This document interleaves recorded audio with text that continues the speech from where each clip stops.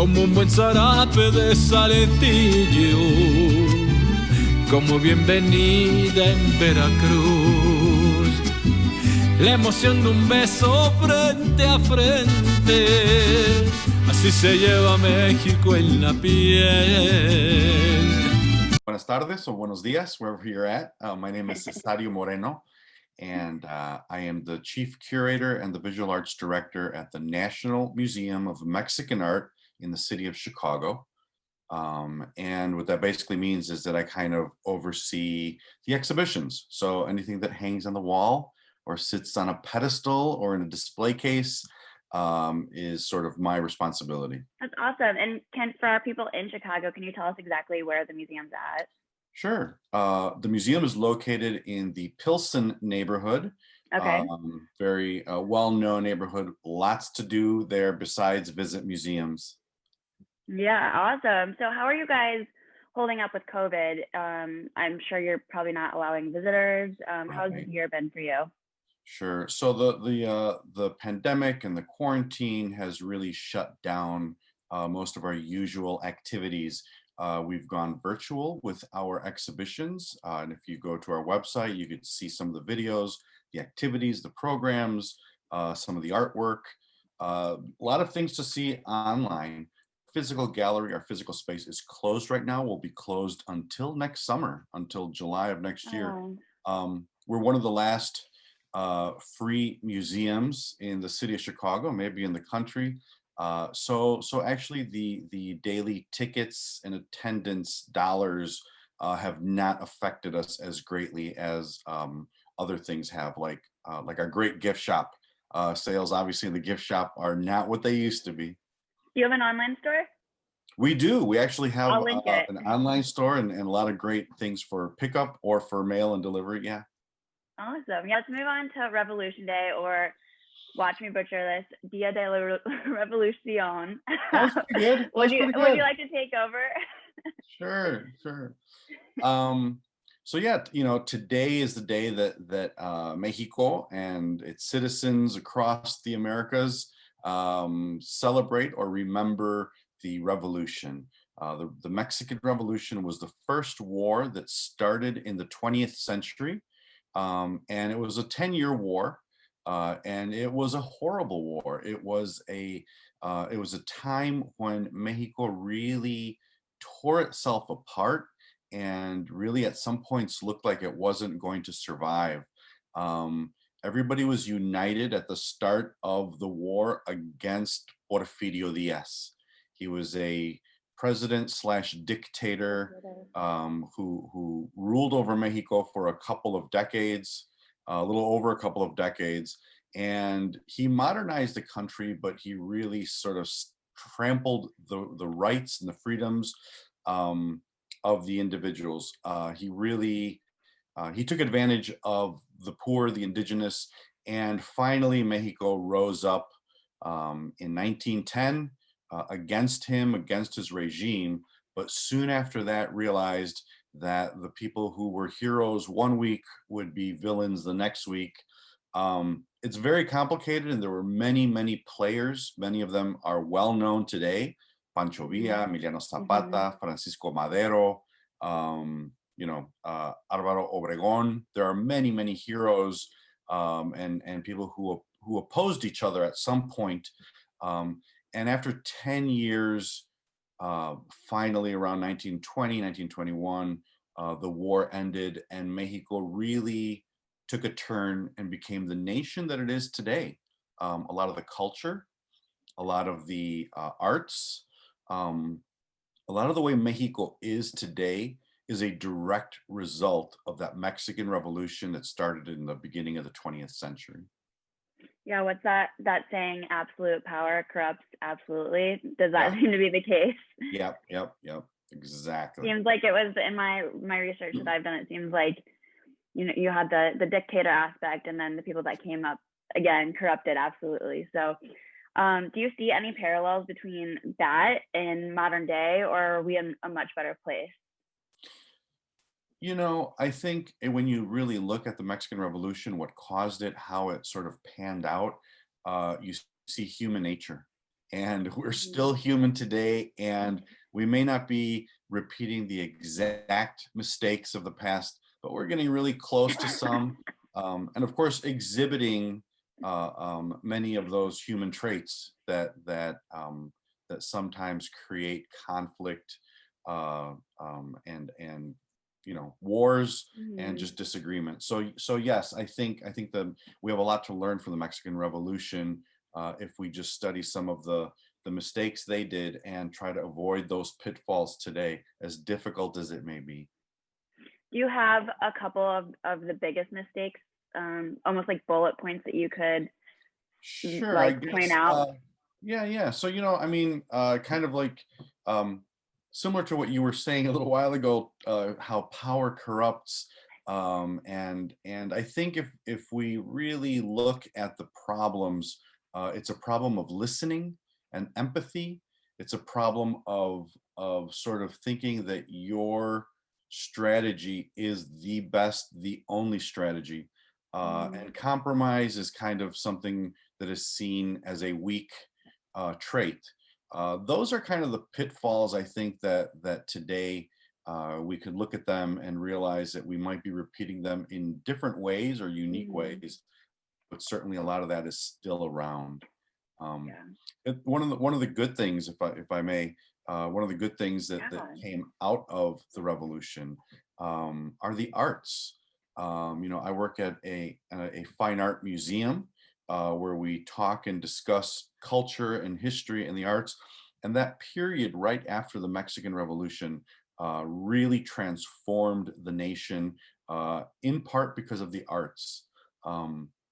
There was a Secretary of Education. His name was Jose Vasconcelos, and he had a good friend who was an artist.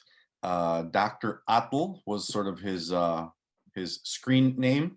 Like pen name, Yeah, he named himself after an Aztec word that has to do with the environment. Cool. And so it was this artist talking to the Secretary of Education, who basically said, "Why don't you hire the artists and have them beautify the public buildings with the history of Mexico, sort of like a gift for the people." It wasn't that simple though, because behind it was the idea of nation building. So Jose Vasconcelos realized that this would be great propaganda. I mean, what beautiful murals are not propaganda, whether it's for a religion or a church or some personal belief. Idea. Yeah. So they started hiring artists to paint the history of Mexico as the way they saw it. And let's not forget that most of Mexico at that time was illiterate. So these images were kind of like the cathedral windows in Europe, right? Where the people who would sit there would look up and learn the stories, the biblical stories. So in Mexico, the people would look up at the walls and the schools and the government buildings, and learn the history of Mexico. And what it did is it helped forge a national identity. So it was a very successful program.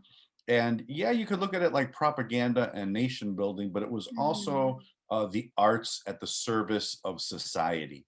And I think that those were really, really important values that the artists and the art community had. And so Mexico has its muralist movement. The most famous characters to come out of there is Diego Rivera with his wife Frida Kahlo, right? They actually traveled to Detroit, Michigan, and they did a gorgeous mural. He did a gorgeous mural in Detroit, but he was there for some time with Frida. They did murals around the U.S. as well. But then Orozco, Siqueiros, there was a whole slew of artists who learned to do these murals, these frescoes, and really influenced and transformed the arts of Mexico as well as the arts in the United States.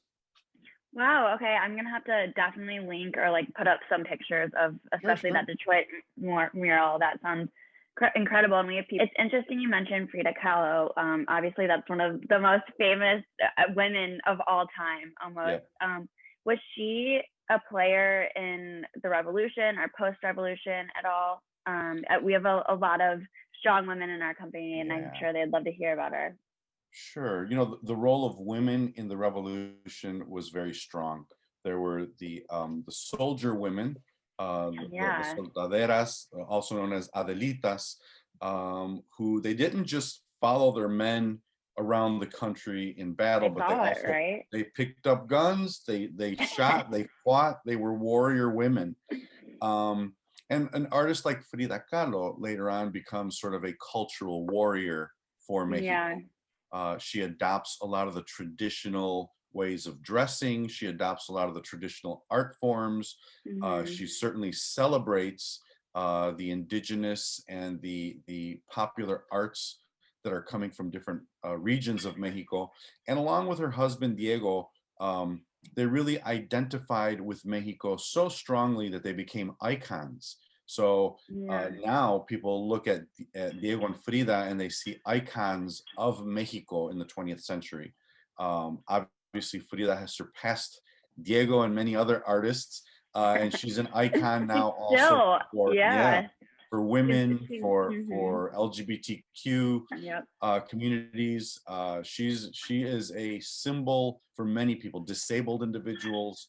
A lot of people can relate to her pain, her suffering, her artwork, and I think that's what has made her so globally known, not just as an artist, but as a well-rounded person.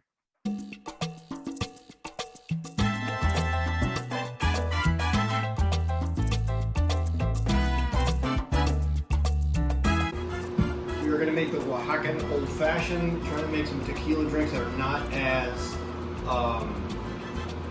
refreshing summertime, and we're going for more for a fall kind of vibe. So I think this will kind of fit the bill. So we'll start off with 1.5 ounces of some Reposado tequila. Typically I would start off with putting in my cheaper ingredients first, but I started the other way this time, so I wouldn't be able to mess up. 1.5 ounces that. 1/2 ounce of mezcal. We're going to add a teaspoon of agave nectar.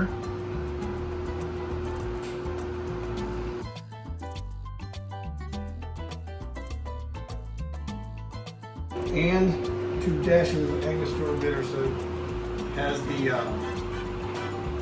it's more than 2 dashes, one of these little dasher bottles. You don't get as much. So it fits the criteria of an old fashioned with the bitters, the sugar from the agave, and then your spirit, and the water will come from the ice. Stir.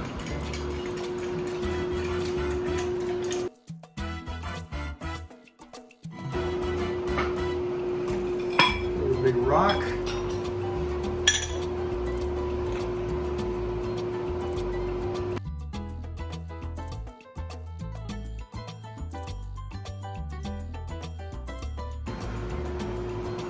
Usually when I do a flameware, I use a smaller piece, but it calls for an orange twist, so I'm going to try it. May not get a good flame, but we'll see. Not bad. Awesome.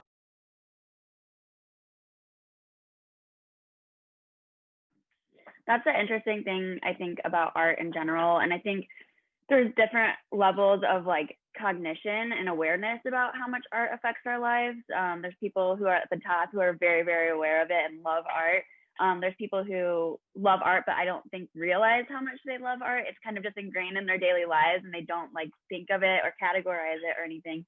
But also the other interesting thing about art to me is that you were talking about this, it's the one thing that kind of unites us all, whether you're, if going back to the revolution, like the dictatorial side or like the government side or the side of the people. And this isn't just in Mexico, but situations all around the world, it tends to be a tool that, it's unfortunate sometimes that it's turned into a tool because it is art, but it is used and has been used for centuries as a tool for all sides of every war. And it's just interesting, I guess, that people aren't super aware of how influential art is in everyone's, like and people are talking about, taking art out of schools, and I don't want to get political, but to me, that's such a loss. Because art and history are almost the same thing to me. They are. They're one and the same. And I love both. So that's super unfortunate. Were there any examples of art being used? I would almost picture it in like pre-1910 as a tool of the people. Are there any examples of that? So during the Porfiriato, don't forget what he was trying to do is he was trying to make Mexico modern. What that meant is have it look like Europe culturally and have it look like the United States industrially. So he brought in trains, new ways of manufacturing from the United States, but the culture, the architecture, the music, the way they dressed, the artists, all that was very European. It actually was almost like you could say it was copying what was happening in Paris. Mexico City looked so much like Paris during that time period. And the artists were sent to Paris. They studied there. They came back. And so when you look at the artwork before 1910, it looks very European. The landscapes are painted very much like they were in France. Like French Impressionism? No, not yet. That would come in the 20th century. But the landscapes are Mexican landscapes, and we can tell because they have the cacti and they've got the nopales and all that. But they're painted very much in a French style. And then after the Revolution, when this whole Mexican muralist movement begins, that's when Mexico really kind of like jumps on its own way of depicting things. Okay. Modern, and very Mexican. So it's easy to see the transition between the two. Yeah. If you look up Jose Maria Velasco, awesome painter. And that's sort of like the calm, serene, gorgeous landscapes. And then afterwards, if you look up, what inspired that switch? Was there like a pivotal moment that inspired that switch, or was it a gradual? So change? it was after the Mexican Revolution starts the Cultural Revolution. And what happened is, so before the war, you would be born in your small town, you would live there, you would die there. After you had kids, they would live there, they would have kids, they would die there. People didn't travel. People really kind of stayed in their town. During the Mexican Revolution, with all the train tracks that Porfirio Diaz put in, crossing the country, and then so it's the first time that people left their homes and went to other parts of the country. And that's when Mexicans really start looking at the country and realizing we are so different region to region, but we're so similar. So they saw the differences, they saw the similarities, and in doing that, they really kind of forged that national identity. The artists jumped in and they ran with it. And they really, really did a great job at illustrating what it means to be Mexican. And not just Mexican from one town or one city, but kind of like all over. So that's my next question. What was, because like Mexico's huge, right? It's the same thing with the United States. Like you can go to, Detroit versus LA, but those are two very different areas culturally, economically, everything. So it's just so funny, like comparing to Europe, because those areas are a lot smaller, the countries are much smaller, but in a land that is that huge, I think even in the US we struggle to find like what is that thing that unites us. What worked for Mexico? What was that painted picture that worked for everyone? In Mexico, I think one of the two greatest uniting factors were what the Spanish brought over in the 16th century, which was the Spanish language, for starters. So everybody's united under one language, but it was also the religion. If you look at the Mexican calendar, cultural celebrations throughout the country, they point back to biblical story. In other words, the patron saint of a town is celebrated on the same day throughout the country, or things like Christmas, things like Easter. These are kind of the larger celebrations, much more celebrated than the Day of the Revolution that we're commemorating today. Those are more political celebrations that are usually sponsored by the government and by official industries. But in people's homes, in the communities, in the neighborhoods, what is really celebrated are the cultural celebrations, which point back to biblical stories or the lives of the saints. So that's kind of what united a lot of the country. And a lot of the art forms, the popular art forms, are directly linked to the celebrations that are biblical in nature. Doesn't mean that they're doing exactly the same thing that they would be in Spain, because the indigenous influence kind of changes things. It transforms the celebrations. It even transforms the understanding of what a saint is, or what the Bible is. It's a little bit different. It's a little bit different than it would be in Europe. Okay, so I have almost a philosophical question for you. Sure. Would you describe, because I kind of went into this with like more of a historical background, more questions on that side of it, and it's kind of segued and switched, as interviews often do, into a much more about art. And I think we both agree that art is basically like the human ruler of life. Like, it's here all the time. It's always documenting. But my question is actually, do you think art during the last century in Mexico, is it the chicken or the egg? Like, did it influence the culture, or did the culture influence the art? Yeah. Okay. Did the culture influence the art, or did the art influence the culture? So I would have to say that if you're trying to look at the relationship or the dance between culture and art, I would think that culture is leading that dance, and art sort of follows it. I would say that because the culture is so steeped in the identity of everyday people, and the artists then recognize that, tease it out, and sort of highlight it in their work, which makes it stronger in the people again. So that's where it's this sort of symbiotic relationship of art and culture feeding one another, but culture certainly is leading that dance. Driving. Okay, gotcha.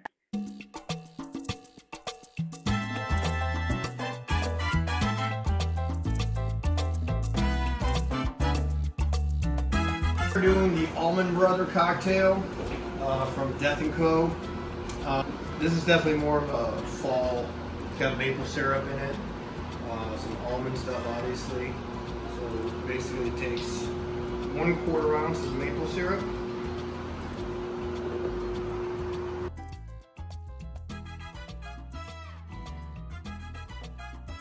You like to put the cheapest ingredients first in case you mess up, and also 1/4 ounce of Orgeat, almond syrup.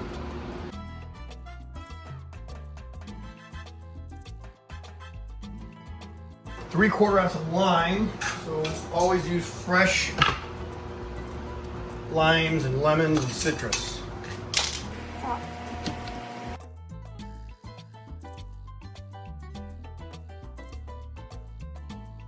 Actually, 3/4 ounce of that. Then we've got a teaspoon. It calls for the Rothman and Winter apricot liqueur, which I don't have. I have the Bitter Truth one. So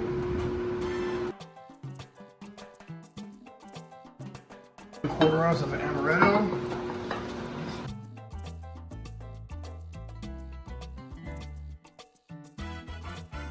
2 ounces of the Partida Tequila. 2 ounces.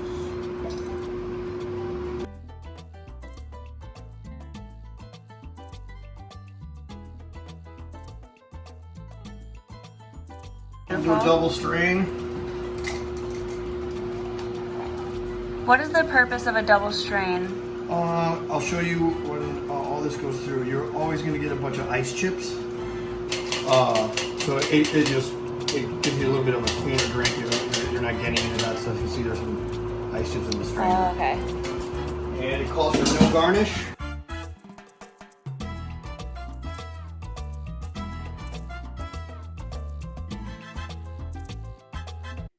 Like art is something that you might not necessarily think about day to day, but it's always there. And it seems like Europe, more than any other continent, I guess, has had a huge cultural impact on the world. And I guess I wasn't expecting you, and that's like my own ignorance, but I guess I wasn't expecting you to talk so much about the European influence or the Spanish influence on culture. And I think it's just something that people are so used to that they don't pick up on anymore. Do you still see those influences, those European influences in modern day? Oh yeah. You know, the European countries were the countries that colonized all over the world. Yeah. And that's probably why Western civilization really is from Australia to the Caribbean, the Americas, Africa. The Western civilization really spread throughout the world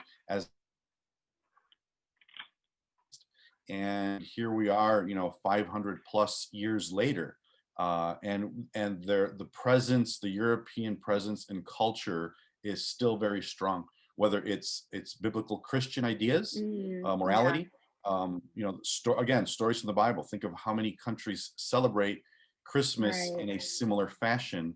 That's totally colonization coming from Europe. Imperialism. And so Mexico is when you look at the culture of Mexico, it's a combination mostly of two things: indigenous beliefs, the indigenous way of life in the Americas, and the Spanish colonial ideas that they brought with them. There's also an African presence throughout Mexico and Latin America, but it is less recognized.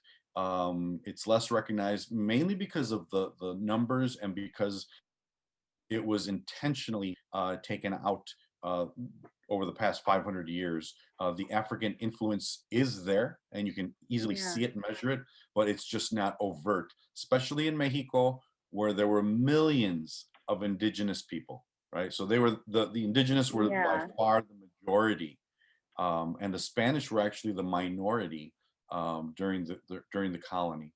The Spanish indigenous way of life are the two things that really influenced Mexico to the present. Why was the African cultural aspect taken out over the past 500 years? I don't know much about that. Yeah, so no, it was the African influences were denied and erased intentionally. It was racism without a doubt. Yeah. The two time periods that we think about is 1810, when Mexico fights its independence from Spain, and as soon as Spain left, they were no longer the rulers of Mexico and Mexico. The republic begins. That's when they sort of stopped saying, okay, we're all Mexican. For 300 years they had come together, and so the African influence was no longer traced back to Africa. It was seen as just being part of Mexico. Then, 100 years later, after the Mexican Revolution, Jose Vasconcelos, the Secretary of Education, all over Mexico to teach people their own history and their own identity, they intentionally exclude the African presence. They make Mexico a country of old world meets new world, Spanish meets indigenous, European meets American, and they completely omitted the thousands to Mexico to actually build the cities, mine the mines, and work in the haciendas. The Spanish didn't do any work. They took enslaved Africans with them to do all the work that needed to be done in the colonies. Yeah. Incredibly sad. Yeah. And even more so sad, I think, is the lack of knowledge about it. I'm admitting my own ignorance here. Yeah, it just seems like everywhere the lack of acknowledgement and respect still is something that very much needs to be vindicated and fixed. Yeah. It needs to be put in school books. Yeah. So the So change starts with our own awareness. It's called the third root. The African root is the third root. So Mexico has three roots: Indigenous, Spanish, and African. Okay. What happened, I guess, after the Spanish left, or maybe even before, to the indigenous people? So the indigenous people have always been used and not really put into positions of power or autonomy. They're not even allowed to throughout history to make their own decisions about their own communities. The only individual who actually, the only indigenous person who made it to the presidency in Mexico is Benito Juarez. He was an indigenous man from Oaxaca. But for the most part, the indigenous people were used, their lands were taken, and really it's a sad history similar to the United States, in that the colonizers came in with one intention only, and anything or anyone who got in their way was sort of brushed aside. It is So, just and it is just ironic that the smallest land masses seem to just pick up on that idea of imperialism, and we're able to do so much. What is it? I think there's a book about it called like Guns, Germs, or something like that. And so it's very interesting that like it wasn't even the most populous states or the states with the most land originally. It was just the people who figured out first about the idea of imperialism. Technology, as in the boats to get them across the ocean, and the guns to conquer. And then germ warfare. And the same thing could be said of the Aboriginal people of Australia. I'm sure in India. It's really, not to go off topic, but it's only been China who has successfully or that part of Asia that successfully kept Western expansion out from the get-go. Wow. No, that's super interesting. We did. I did pivot, but sorry, I was very, very interested in that. It's been a very philosophical and educational conversation.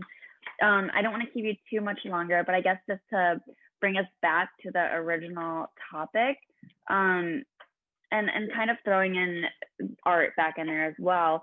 What were the long-lasting effects of the revolution, both in terms of class systems, modern day Mexico, and modern art? Do you see anything that still is there? Because I know it's not super highly celebrated.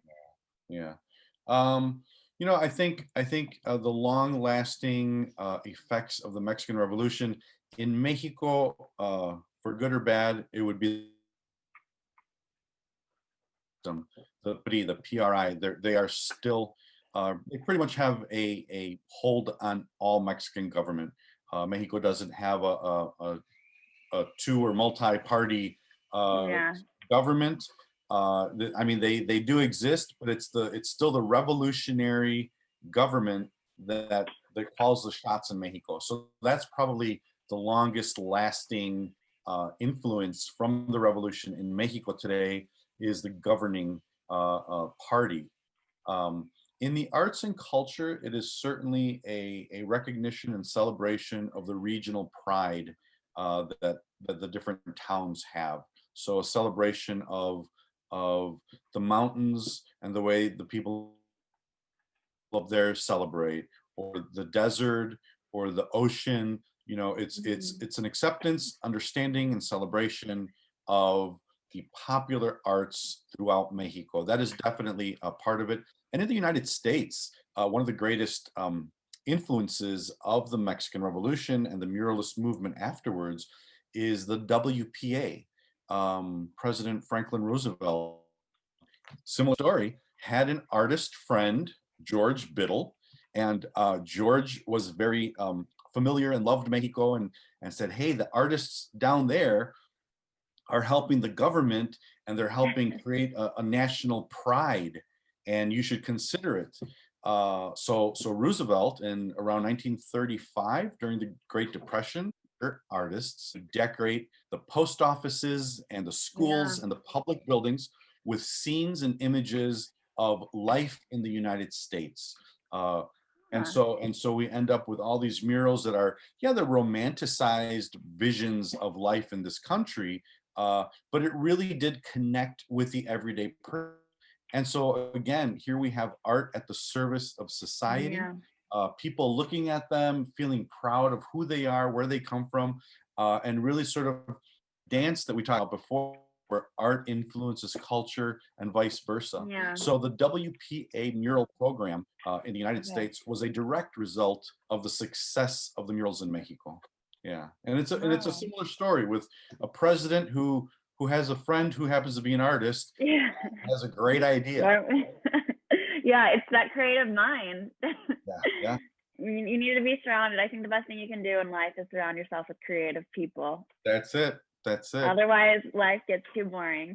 And that's what we need to teach our kids in school. Exactly. Math is good, reading is good, all those are really good, but creativity is vital to the next.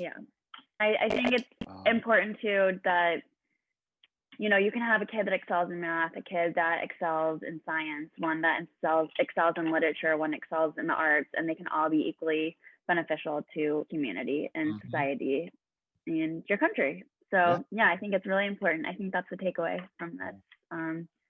Keep kids in school learning art.